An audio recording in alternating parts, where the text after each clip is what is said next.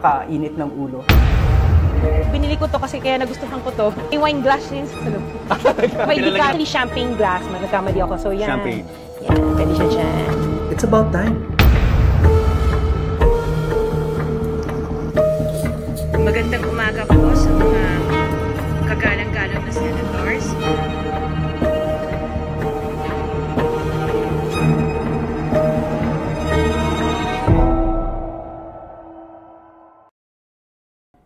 Welcome back everyone to the latest episode ng FYI. Today we're gonna do it a little bit different. It's not gonna be all of us together. It's more like one-on-one. Kausapin natin yung mga different experts. Meron tayong isang mini think tank na ginagawa natin ngayon. So in the coming minutes and so you're gonna hear from our different experts and like-minded friends. Lahat po kami, nagmamahal kami sa bayan at nag-aalala kami with the situation going on. As you know guys, Indonesia is on the verge of, some would say, a revolution or some kind of insurrection.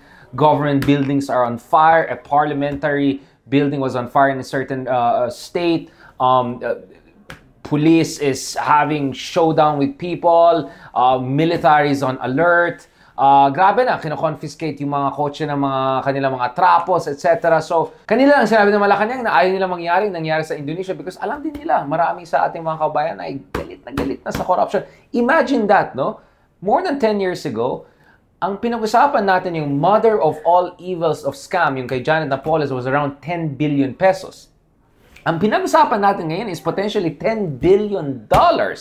Ilang flood control and all sorts of different kind of ghost dodgy projects over the past decade. Up to 1 trillion pesos potentially ay sinayang natin based dun sa research ni Senator Lacson. So, baka tip of the iceberg lang nakikita natin. As we speak guys, meron mga iba't ibang grupo, mga progressive groups. Ito pa yung mga progressive groups na minsan nag-aaway pa, nagsama pa sila kanina dun sa bahay ng mga Diskaya. In fact, ang napansin ko, mukhang maganda yung kalidad ng yung bahay ni Diskaya kasi kahit tinatapon ng kahit okay pa rin. So, ibig sabihin, magaling pala silang contractors. So maybe we should ask them if they're so good in building such a mansion. Baka naman, hindi sana sa quality yung kanilang mga flood control projects. But kidding aside, nakikita natin galit ng tao. Kidding aside, we see people literally taking things into their own hands. And that's our worry here. We don't want to go the Indonesia way. We don't want to go the French Revolution way. But ayaw din natin na hanggang dito lang tayo sa moral outrage. Kasi guys, ang tagal na itong corruption scandal. Tama naman si Vico Soto na dapat mandidiri tayo. Dapat nakakadiri ng corruption. Pero matagal na naging nakakadiri dapat ng corruption. 1986 EDSA Revolution was against corruption of the Marcos Sr. dictatorship. The 1 million people Luneta March against PDAF and Napoles was supposed to be about our disgust at corruption. Ito na, 2025 na, nasa moral outrage pa rin tayo. So I'm hoping that we go beyond moral outrage. Kung 5 phases of grief yan, dapat past acceptance na tayo. But unfortunately, we're still in the second phase lang pa lang tayo ng rage. Dapat nasa bargaining na tayo. Now, again, I'm not for violence. At the same time, it looks like in Indonesia, the people got the attention of their elites. Kaya yung kanilang presidente, Prabowo Subianto, even if strong man yung kanyang background, he had to make concessions. Kinancel yung mga new perks na binibigay sa mga politiko. Nag-apologize sila for a fatality. Mayroon silang, I think, Grab or Gojek driver na namatay during some of the protests. In fact, I don't think he was even involved directly. So nakita natin sa Indonesia, natatakot yung mga elite when people take matters into their hands. We don't want to go to Indonesia 10 out of 10 violence level, but we cannot be stuck at level 1 or level 2 of moral outrage lang. Guys, etong name and shame ng mga Nepo kids, alam mo yung problema dyan? What if shameless sila? What if hindi sila nahihiya? What if that's not enough? What if ang gagawin nila, they will go offline for 2 or 3 months, and then after 5 months, pag iba naman ang news cycles, baka nga next month, balik na naman sa ligaya. We cannot have that. We have to go beyond moral outrage. We have to push for the creation of an independent People's Commission, get Heidi Mendoza, get people of utmost moral integrity to lead this, but at the same time put pressure on our new DPWA secretary. Push, I don't know, maybe General Torre as a kind of a czar for flood control to check itong mga kurakot na contractors. Maybe BPM should release hindi lang yung top 15 contractors, maybe top 15 dynasties or politicos na nag-benefit dito sa mga dodgy ghost projects. We have to push on multiple fronts. We have to pressure the next ombudsman to get this right. As we speak, the JBC is putting together the final 3 list of mga candidates to be the next Ombudsman of the Philippines. At base sa mga interviews na kita natin, lahat sila, they feel the pressure. Sabi nga nila, i-lifestyle check nila, bati yung mga Nepo kids. Baka dapat, bati yung mga kabit, i-lifestyle check din kung meron tayong intel na sinong kabit nila. No, AMLAC has to come in. If there are suspicious activities, movements of money, dapat titignan yan. So whether it's the ombudsman, incoming ombudsman, whether it's the creation of a new independent people's commission, dapat meron tayong bibingka approach. Pressure from below, reform from above.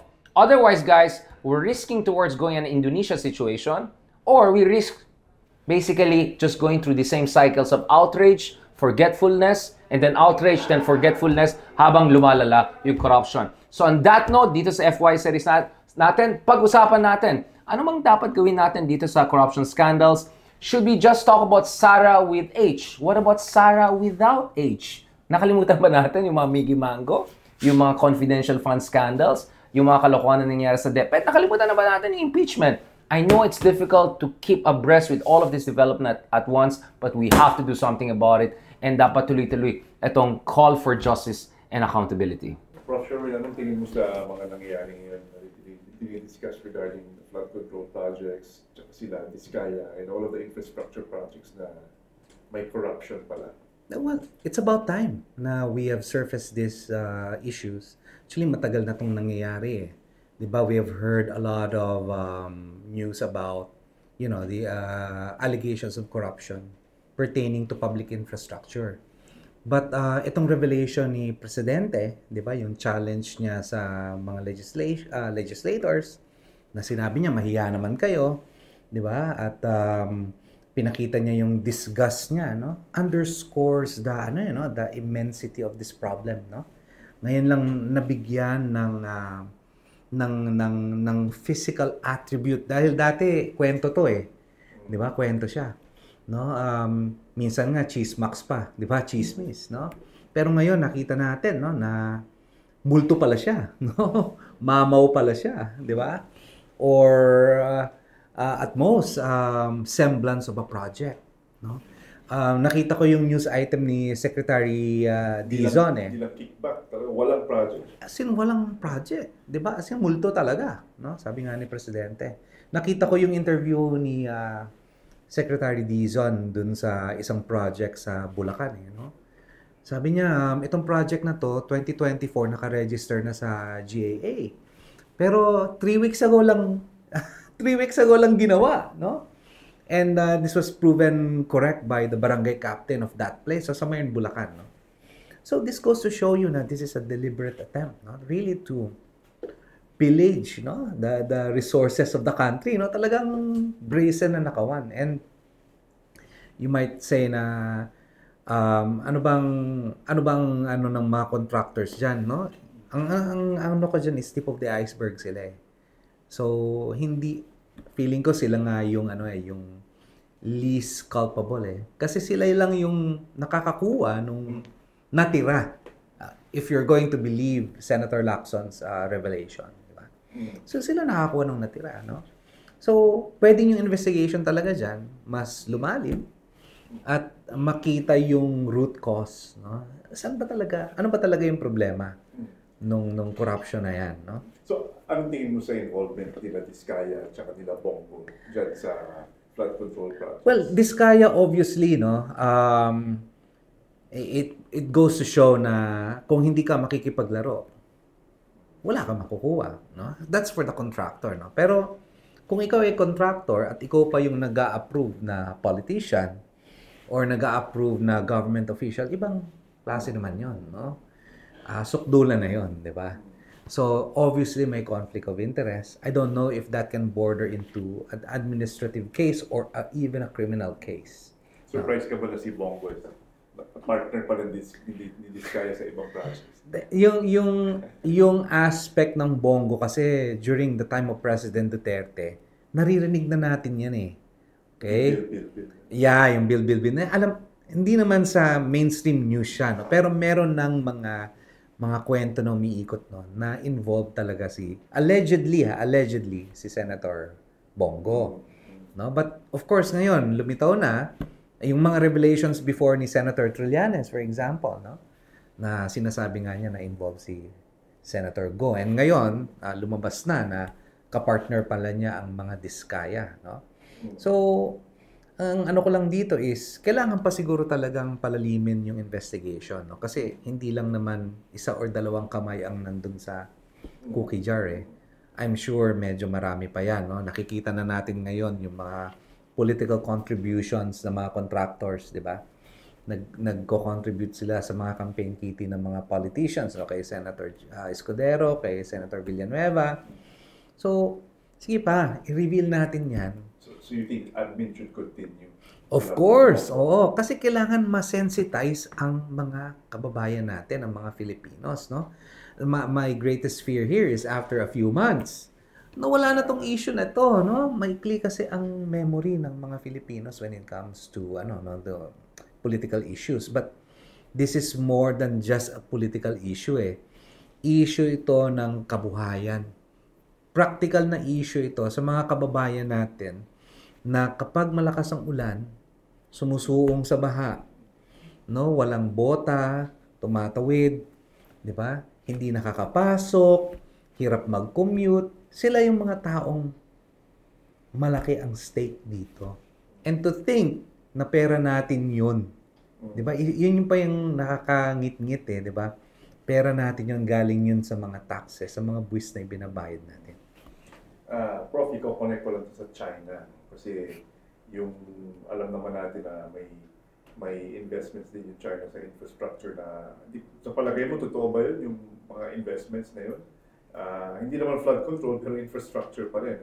Anong tingin mo yung influence ng China kung meron nga tayong infrastructure investments from them? Well, siguro ngayon dapat mas guarded yung pagtanggap natin ng mga infrastructure investments from China. Kasi nga, we have proven in the past na they're interested in investing dun sa mga critical areas or critical sectors ng ating bansa, no?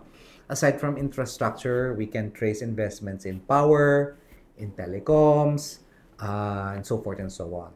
So, itong mga areas na to ay critical areas because of its national security importance.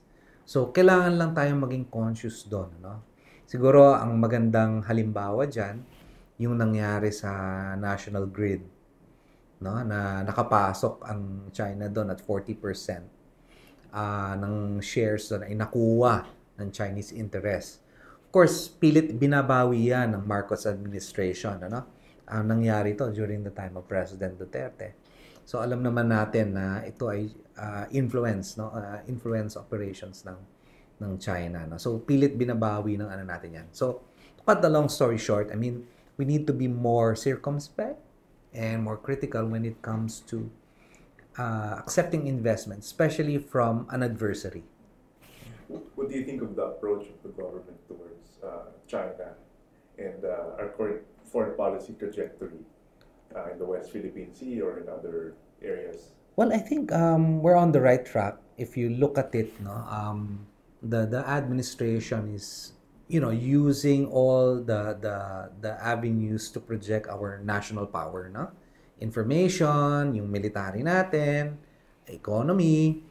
Naniniwala ako na nasa tamang direction siya. No? Makikita nyo naman ngayon na malaki yung naging pagbabago. No? However, ang question dyan is sustainability. No? Ngayon na gumagastos tayo ng malaki sa, for example, sa pagpapalakas ng sandatahan, lakas natin ng armed forces, no? Dapat din mas maging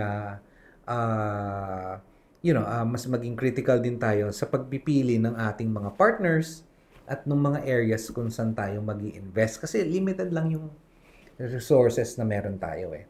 So ngayon, ang ginagawa ng gobyerno natin dyan, ikinakabit niya sa economic development, which is excellent. No? Na may pinasambatas ngayon ng Kongreso dun sa self-reliance, defense industrialization, no? Self-reliance. Magandang magandang batas ito na pinasa ng ating Kongreso kasi nga ini-ensure niya na hindi lang tayo gumagasta sa defense ng bansa, pati na rin sa pagpapalakas ng ating ekonomiya through the defense industries. No? Kasi almost zero yung defense industry natin eh. So ngayon, meron ng batas para, of course, maumpisahan yung development ng ating defense industries. Any other comments about China and any warning about China and Well, ginagawa ng alam niyo itong nangyayari sa atin ngayon, ano? Kasi ang area ng aking pag-aaral ay nandito sa malign influence operations and cognitive warfare, ano? Itong nangyayari sa atin ngayon, kung ikaw ay isang kalaban ng Pilipinas, isang adversary, gagamitin ko to sa iyo para mapahina ka. Alam ng kalaban mo kung saan ka mahina, alam na corrupt ka, alam na madali kang bayaran. Okay, alam na may political division ngayon sa Pilipinas. Kung ako ang kalaban mo, kung ako ang adversary mo, gagamitin ko yan sa'yo. So anong ginagawa ng China? Wala akong pwede niyang gawing no? Pwede niyang gawing paraan para mapagwatak-watak ang mga Pilipino eh. No? Pwede niyang suportahan, for example, ang isang kampo na para lumakas yung kampo na yon. Sino kampo yan? Siguro alam na natin. Alam na natin yun kung sino, no? Hindi ko na dapat sabihin yun. Hayaan mo na si Senator Trillanes ang magsabi nun, no? Oo. But, more or less, alam naman natin yan eh, di ba? Yan ay napatunayan naman maski nung nakaraang administrasyon. No? But, ngayon, kailangan din nating malaman na itong mga nangyayari sa atin ay pwedeng gamitin against us. Kaya, hindi dapat tayo magwatak-watak eh. 'Di ba yung nangyari sa Indonesia, for example, nagsunugan sila ng bahay doon, 'di ba? Huwag sana tayo dumating sa ganoon. Kasi ang talo diyan ang buong bansa natin. Gagamitin yan sa atin para lalo tayong magkaroon ng division. So paano magiging matalino ang tambayan against that active effort of China to shape the way we think? Yeah. Unang-una, no, itong nangyayari sa atin, kailangan lang tayong maging mahinahon at the same time mag-demand for accountability. No, hindi naman natin sinasabi na dapat hindi tayong maging critical eh. Lalong-lalo na ngayon ang lumalabas ng mga issues of corruption. And for all you know, connected din to sa foreign malign influence. No, yung pag-impluwensya nila, no, ng mga naratibo, no? Pwedeng maging konektado 'yan eh, 'di ba? Kailangan lang natin maging critical, no? Isipin din natin na merong mga puwersa ngayon sa ating society na gustong magkawatak-watak tayo.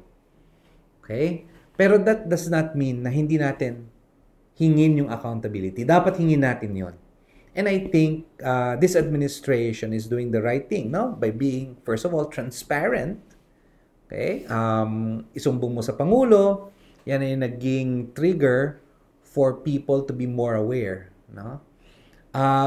Aside from, maliban sa transparency, nandito na tayo ngayon siguro sa phase ng investigation and eventually, we need to hold people accountable. Okay? Hindi lang enough yung sibakin mo ang isang district engineer or isuspend mo ang isang ang isang regional director or hingin mo ang resignation ng isang secretary. Malalim ito na reforma, no? May policy component nito eh, no? Kailangan tingnan din natin yung mga batas natin na napapaikutan ng mga taong may kapangyarihan, okay, para makuha nila yung dapat hindi nila kunin. Any last thoughts? Wala na. Do you think of the ongoing conversations on the corruption cases in infrastructure and flood control and even the Discayas? Well, nakakainit ng ulo. It's very alarming na ngayon lang nagiging center yung issue na to kasi we've all known that corruption has always been an issue in this government. Pero at least ngayon napapakita na bibilad na yung issue talaga na yung iisang tao nag-may-ari ng siyam na kumpanya nagbibid sa isang kontrata para sa dapat nagbibigay ng serbisyo, nagkapaginhawa ng buhay ng mga taxpayers. Nakakainit ng ulo, nakakainit ng dugo. At hindi dapat nangyayari. Buti na lang may mga tao na sa Kongreso, sa Senado na nagbibigay ng sapat na atensyon tukol dun sa issue.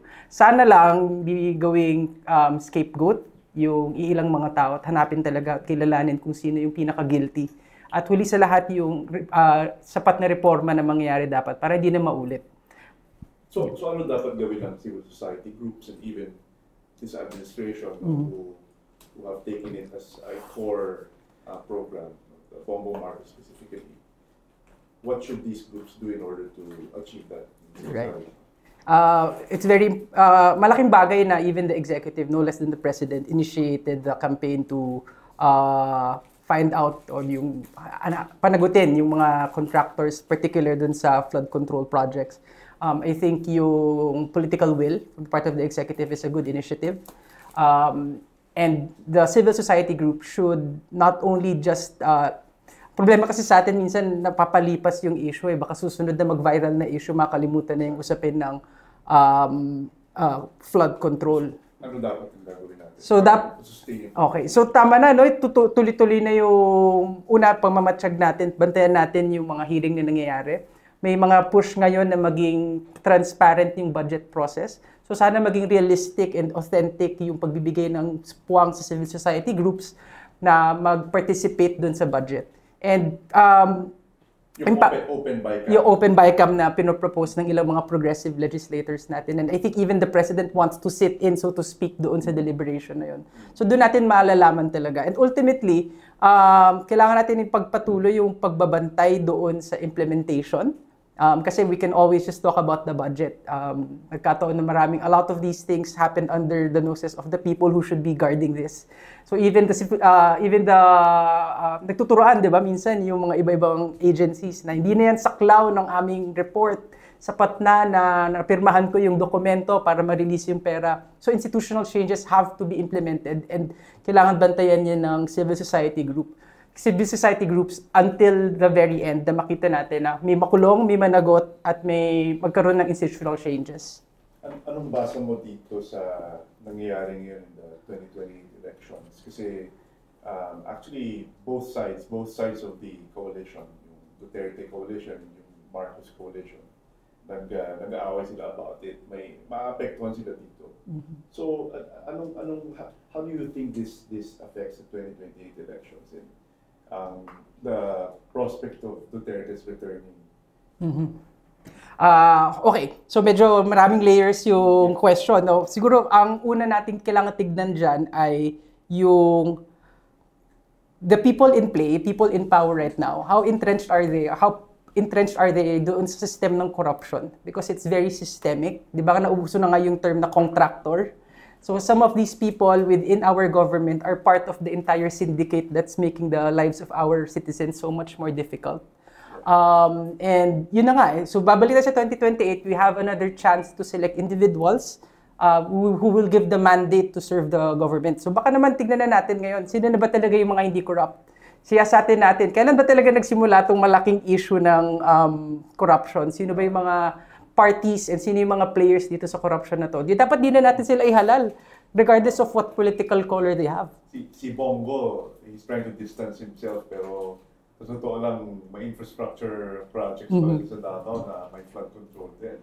Pero sabi niya, kahit nakapangalan sa tatay niya, at halos nakapangalan sa kanya yung acronym. Hindi daw siya. So anong tingin mo? And even sila Discayas, nagsimula pa lang magkaroon ng flood control projects in 2016, time na, and partner din si Discaya at si Bongo at some point. So, pwede nating tignan. No? May records naman tayo ng lahat ng bagay. Buti nga medyo welcome direction na yung sumbong mo sa Pangulo na webinar. Posible palang makita natin lahat ng listahan ng mga proyekto ng DPWH, complete with coordinates and actual budget and yung status. So, pagpatuloy lang natin usapin ng transparency, pagpawal na talaga natin yung kailangan ilantad na talaga sino yung may mga yung alam nating open secret na nga na nangyayari sa pamahalaan ngayon na may kinalaman yung mga nasa kapangyarihan, yung mga nasa negosyo at yung nangyayari sa pagitan yun na may mga SOP, may mga kickback, tsaka yung corruption na nangyayari talaga. So tingin mo involved na si Bongo dito? Kasi baka kasi Bongo maging standard bearer ng Duterte faction. Nakikita naman natin kung sino yung nasa kapangyarihan noong 2016 to 2022. At makita naman natin, let's paglaliman pa natin yung pagsiyasa. Tignan natin yung mga dokumento. Sa proyekto ba, hindi lang sa Davao, sa buong Pilipinas, na corner ba ng ilang mga kumpanya? with certain acronyms yung infrastructure projects. Hindi na rin bago sa Duterte Group, di ba? Not-formally pa. Patong-patong na nga yan. At huwag natin nakakalimutan, baka masyado nang nasa likuran, nasa rearview mirror ng mga Pilipino yung pagpapahirap sa atin sa mga face shields, lahat ng pinakamahabang lockdowns, pinakamalaking inutang relative sa ating mga neighbors sa Southeast Asia or even mga counterparts natin, inutang para sa di umano'y COVID response. Pero hanggang ngayon, pinagdudusahan pa rin ng mga kababayan yung mga negosyong hindi na nakabawi dahil sa mabagal at maling COVID response natin. Even yung pag-vaccinate, no? So, these are the same people we keep hearing all over again. Pero ngayon, they are in government. Wala pa rin napapanagot. At may mga iilan lang na parang mga nagiging scapegoat. Na parang the likes of Janet Lim Napoles, na may maraming mga senador, na may mga nakulong na prior to the Duterte administration. Pero ngayon, some of them are in power. So, umuulit lang yung cycle na may issue, may natutukoy, merong hindi napaparusahan, at nakakabalik yung mga tao na medyo dubious yung mga naging aksyon ng mga ngayon. Ibig sabihin, hindi natin sila napapanagot, not only through our legal systems, but also through the ballot, na kailangan nating bantayan. Kasi meron na naman tayong bagong pagkakataon sa 2028. So, huli na siguro, kasi ibang question yung West Okay.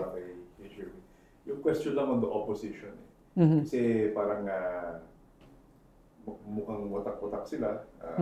Pero ano naman sila sa issue na to, they're very united. Pero for 2028, anong tingin mo sa prospects of a united opposition? You think it could come through? Who do you think should be the standard bearer? Mahirap na usapin yan. Diba? Lenny, Bam, Teresa, sino? If you look at the numbers, there is parang lagi nilang binibenta yung idea that there is a clear front runner pero una, I think ang totoo, siya ba talaga yung actual na front runner? Or baka nga naman tignan natin na may iba talaga. So I think the opposition has to get its act together in order for us to lobby someone or campaign for someone, put someone in power na will really enact these changes. So in terms of like tacticizing or strategizing for 2028, we have to be able to come up with a united front. Kasi parang if you look at, there's a recent WR survey that says that there are a lot of, number one na issue ng mga tao, pababain ng presyo ng mga bilihin, taasan ng sahod. Baka maybe let's start with those issues na talagang malapit sa sikmura at sa bulsa ng mga mamamayan.